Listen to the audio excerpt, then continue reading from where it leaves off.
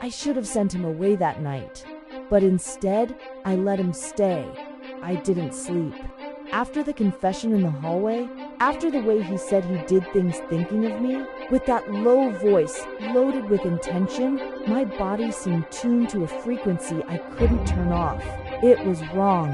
He had been hired by my ex. He watched me, noted my schedules, knew when I turned off the light. This should scare me, but what truly scared me was how much I wanted him to stay.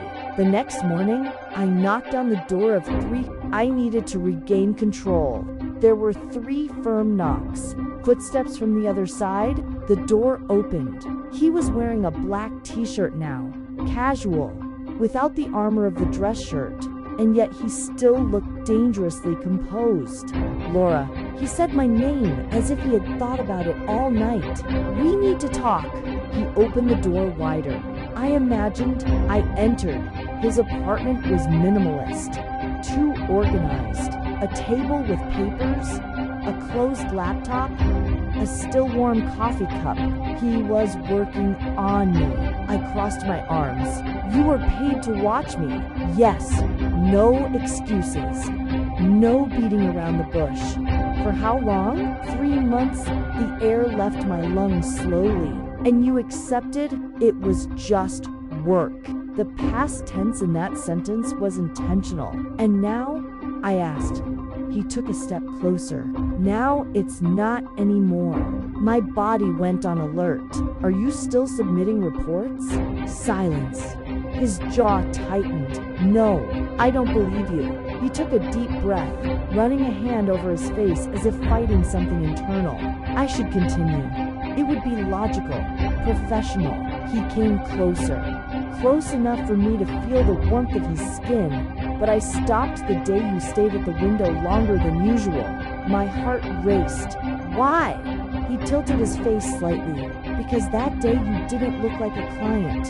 You looked like a woman alone, vulnerable, desirable. The words weren't spoken, but they were there.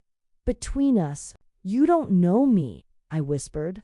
I know your silences. I know the way you hold your wine glass when you're trying not to think. I know the way you pace the room when you're restless. I know the exact moment you sigh before turning off the light. My body reacted to every sentence, not as a victim, but as someone being seen.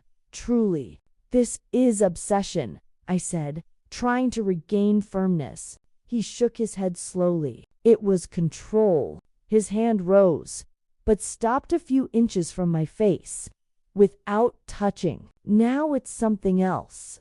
The space between us was minimal. I could feel his breath mixing with mine. And what is it, Daniel? He closed his eyes for a second, as if making a decision. When he opened them, the mask was gone. I fell in love with you. The world became small, silent, dense.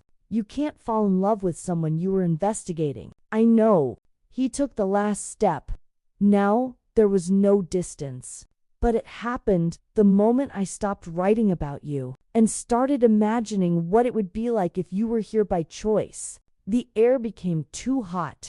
My reason screamed for me to leave, but my body remained. This is dangerous, I murmured.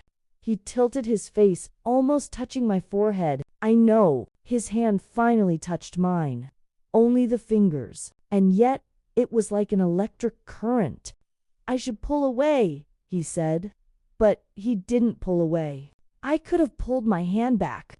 I could have taken a step back. I could have remembered my ex-husband, the betrayal, the reason I was there. But for the first time in months, I didn't feel invisible. I felt desired, chosen, observed, not out of obligation, but out of will. If this continues, I whispered, there's no turning back. He brought his lips close to my ear, without touching, just the promise of touch. I never wanted to go back, and in that instant I knew I was no longer just the woman being watched. I was his desire, and maybe he was starting to become mine.